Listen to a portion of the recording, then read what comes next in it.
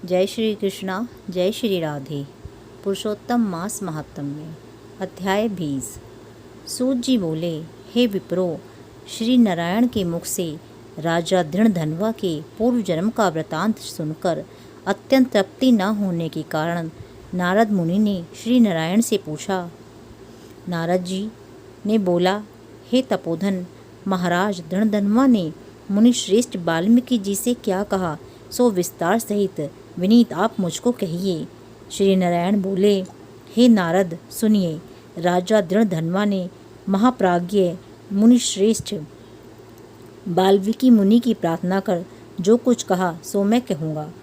दृणधन्वा बोला, मोक्ष की इच्छा करने वाले लोगों से पुरुषोत्तम मास का सेवन किस प्रकार किया जाए, क्या दान दिया जाए और इसकी विधि क्या है, यह सब संपूर्ण लोक के कल्याण के लिए आप कृपा करके मुझसे कहिए, क्योंकि आपके समान महात्मा संसार के हित के लिए ही पृथ्वी पर भ्रमण करते हैं। यह पुरुषोत्तम मास स्वयं साक्षात पुरुषोत्तम भगवान है। इस पुरुषोत्तम मास के सेवन से महान पुण्य होता है। यह बात मैंने आपके मुख से भली भांति सुनी है। मैंने पूर्व जन्म में सुदेव नामक ब्राह्मण श्रेष्ठ होकर विधि से पुरुषोत्तम मास का सेवन किया, जिसके प्रताप से मेरा मृत पुत्र उठ खड़ा हो गया। हे ब्रह्मांड, पुत्र शोक के कारण निरंतर निराहारी मेरा यह पुरुषोत्तम मास बिना जाने ही बीत गया। अज्ञान से हुए पुरुषोत्तम मास का ऐसा फल प्राप्त हुआ कि मृत्यु को प्राप्त मेरा पुत्र शुकदेव उठ खड़ा हो गया। श्री हरि भगवान के कहने पर इस अनुभूत पुरुषोत्तम मास का सेवन किया। हे तपोधन, मुझे इस जन्म में वह सब विस्मृत हो गया है, इसीलिए इस पुरुषोत्तम मास का पूजन विधान विस्तार पूर्वक मुझसे फिर कहें। वाल्मीकि जी बोले, ब्रह्म मुहूर्त में उठकर पर ब्रह्म का चिंतन करें, उसके बाद बड़े पात्र में जल लेकर नैऋत्य दिशा में जाएं। पुरुषोत्तम मास को सेवन करने वाला शौच के लिए गांव से बहुत दूर जाए। दिन में तथा संध्या में कान पर जनेऊ को रखकर और उत्तरमुखी होकर पृथ्वी को तृण से आच्छादित कर वस्त्र से सिर बांधकर और मुख को बंद कर अर्थात मौन होकर रहे, न थूके और न सांस ले।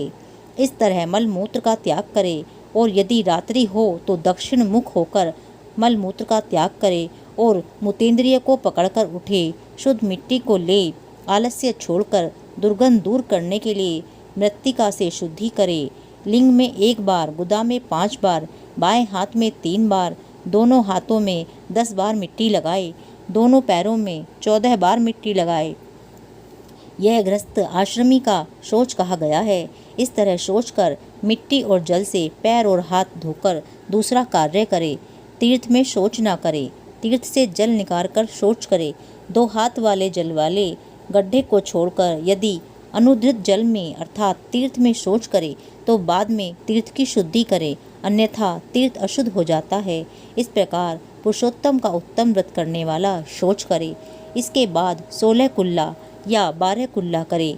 मूत्र का त्याग करने के बाद 8 या 4 कुल्ला गृहस्थ करे।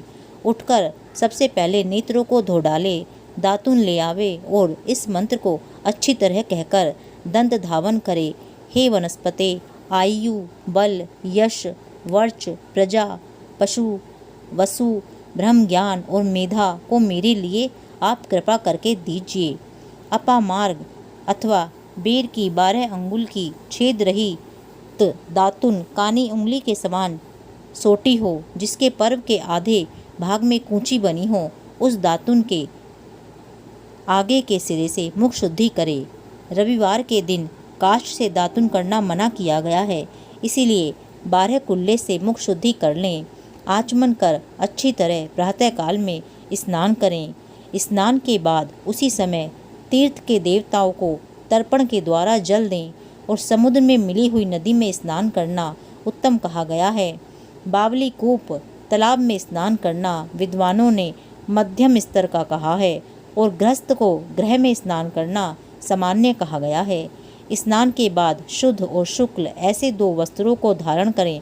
ब्राह्मण कंधे पर रखे जाने वाले उत्तरीय वस्त्र को हमेशा सावधानी के साथ धारण करे। पवित्र स्नान में पूर्व मुख अथवा उत्तर मुख होकर बैठें। और शिखा बांधकर दोनों जांघों के अंदर हाथों को रखें। कुश की पवित्री हाथ में धारण कर आचमन क्रिया को करें। ऐसा करने से पवित्री अशुद्ध नहीं होती है, परंतु भोजन करने से पवित्री अशुद्ध हो जाती है। इसीलिए भोजन के बाद उस पवित्री का त्याग करें। आचमन के बाद गोपी चंदन की मिट्टी से तिलक करें। यह तिलक ऊर्ध्वपुंड्र हो, सीधा हो, सुंदर हो, दंड के आकार का हो, ऐसा धारण करें। ऊर्ध्वपुंड्र हो अथवा त्रिपुंड्र हो, उसके मध्य में छिद्र अवश्य बनाएं। ऊर्ध्वपुंड में लक्ष्मी के साथ श्री हरि भगवान स्वयं निवास करते हैं और त्रिपुंड में पार्वती सहित साक्षात शंकर भगवान सर्वदा वास करते हैं।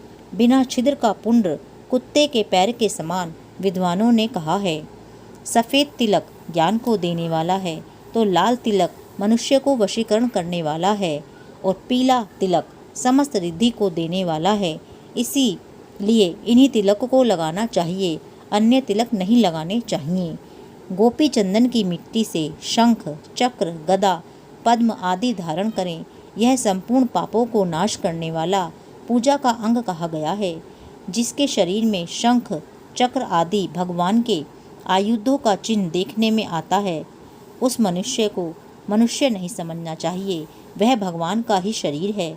जो शंख, चक्र आदि चिन्हों को नित्य धारण करता है, उस देही के पाप पुण्य रूप हो जाते हैं। नारायण के आयुधों से जिसका शरीर चिन्हित रहता है, उसका कोटि कोटि पाप होने पर भी यमराज क्या बिगाड़ सकता है। प्राणायाम करके संध्या वंदन करें। प्रातःकाल की संध्या विधि पूर्वक नक्षत्र के रहने पर करें। जब तक सूर्य नारायण का दर्शन ना हो तब तक गायत्री मंत्र का जप करें। सायंकाल के समय अपने पैर को पृथ्वी में करके नमस्कार करें। जो ब्राह्मण, क्षत्रिय और वैश्य श्रद्धा के साथ संध्या करता है, उसको तीनों लोक में कुछ भी दुर्लभ नहीं है। दिन के प्रातःकाल में होने वाले कृत्य को कहा। इस प्रकार प्रातःकाल की नित्य क्रिया को करके श्री हरि भगवान का पूजन करें। लीपे हुए शुद्ध स्थान में नियम में स्थित होकर और मौन तथा पवित्र होकर गोबर से गोल अथवा चौकोर मंडल को बनाकर व्रत की सिद्धि के लिए चावलों से अष्टदल कमल बनाएं। इसके बाद स्वर्ण, चांदी, तांबा अथवा मिट्टी का मजबूत और नवीन छिद्र रहित शुद्ध कलश को उस मंडल के ऊपर स्थापित करें और उस कलश में शुद्ध तीर्थों से लाए हुए कल्याणप्रद जल को भरें। कलश के मुख में विष्णु, कंठ में रुद्र भगवान अच्छी तरह वास करते हैं। उसके मूल में ब्रह्मा जी स्थित रहते हैं। मध्य भाग में मातृगण कहे गए हैं। कोख में समस्त समुद्र और 7 द्वीप वाली वसुंधरा ऋग्वेद के यजुर्वेद, सामवेद और अथर्ववेद व्याकरण आदि अंगों के साथ सब कलश में स्थित हों।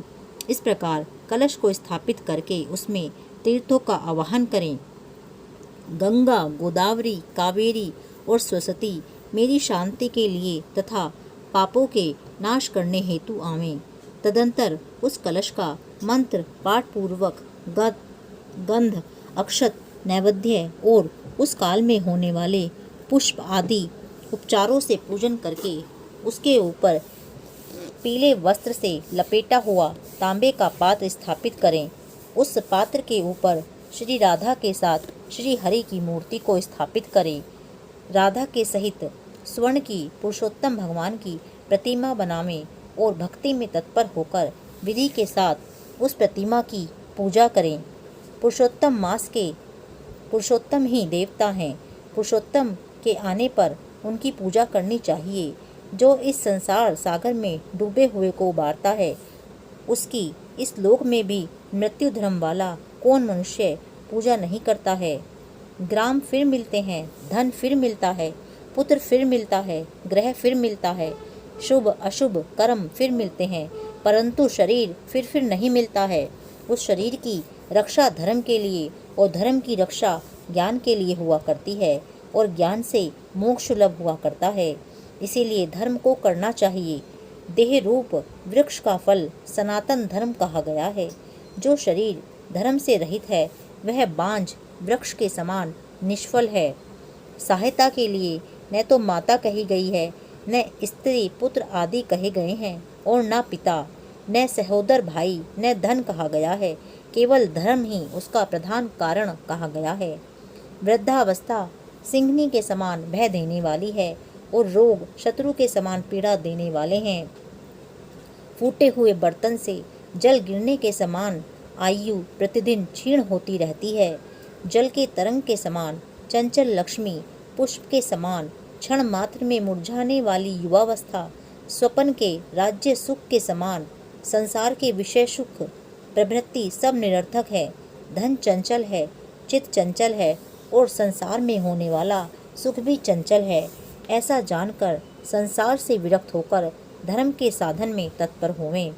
जैसे सर्प से आधा देह निगल जाने पर भी मेंढक मक्खी को खाने की इच्छा करता ही रहता है, उसी प्रकार काल से ग्रसा हुआ जीव दूसरे को पीड़ा देने में तथा दूसरे का धन अपहरण करने में प्रेम करता है। मृत्यु से ग्रस्त आयु वाले पुरुष को सुख क्या हर्ष करता है। वध के लिए वध स्थान को पहुँचाए जाने वाले पशु के समान सब सुख व्यर्थ हैं। जब धर्म करने के लिए चित होता है तो उस समय धन का मिलना सुलभ नहीं होता है। जब धन होता है तो उस समय चित धर्म करने के लिए उत्सुक नहीं होता है।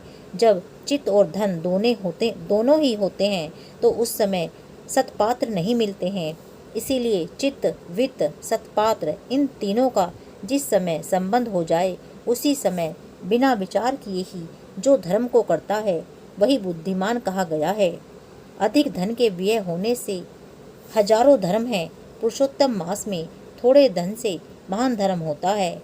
स्नान, दान और कथा में विष्णु भगवान का स्मरण करना इतना भी उत्तम धर्म यदि किया जाए तो वह मान भय से रक्षा करता है। जिस प्रकार गंगा ही तीर्थ है, कामदेव ही धनुषधारी हैं, विद्या ही धन है और गुण ही रूप है, उसी तरह संपूर्ण महीनों में उत्तम पुरुषोत्तम मास साक्षात पुरुषोत्तम ही है। यद्यपि यह पुरुषोत्तम मास प्रथम समस्त कार्यों तथा यज्ञों में अत्यंत निंदनीय था, तो भी भगवान के प्रसाद से पृथ्वी में साक्षात भगवान के नाम से प्रसिद्ध हुआ। जिस प्रकार हाथी के पैर में सब प्राणियों के पैर विलीन हो जाते हैं, उसी तरह समस्त धर्म और कला समस्त पुरुषोत्तम मास में विलीन हो जाते हैं। जिस प्रकार और नदियों की तुलना गंगा के समान नहीं की जा सकती, कल्प समान के अन्य समस्त वृक्ष नहीं हो सकते, चिंतामणि के समान दूसरे रत्न पृथ्वी पर नहीं हो सकते, कामधेनु के समान दूसरी गौ नहीं हो सकती, राजा के समान दूसरे पुरुष नहीं हो सकते, वेदों के समान शास्त्र नहीं होते, उसी प्रकार समस्त पुण्यकाल इस पुरुषोत्तम मास के पुण्यकाल के समान नहीं हो सकते। पुरुषोत्तम मास के देवता पुरुषोत्तम भगवान हैं, इसलिए भक्ति और श्रद्धा से पुरुषोत्तम भगवान की पूजा करनी चाहिए। शास्त्र को जानने वाला कुशल शुद्ध वैष्णव सत्यवादी और विप्र आचार्य को बुलाकर उसके द्वारा पुरुषोत्तम की पूजा करें। अंतःकरण में होने वाले मोह, काम, क्रोध, लोभ, मद, मात्सर्य आदि रूप बड़ी बड़ी मछलियों से पूर्ण अत्यंत गंभीर वेग वाले इस संसार रूप सागर को पार करने की इच्छा करता है, वह इस भारतवर्ष में आदि देवता पुरुषोत्तम भगवान का अच्छी तरह पूजन करे। 20वां अध्याय समाप्त। जय श्री कृष्णा, जय श्री राधे।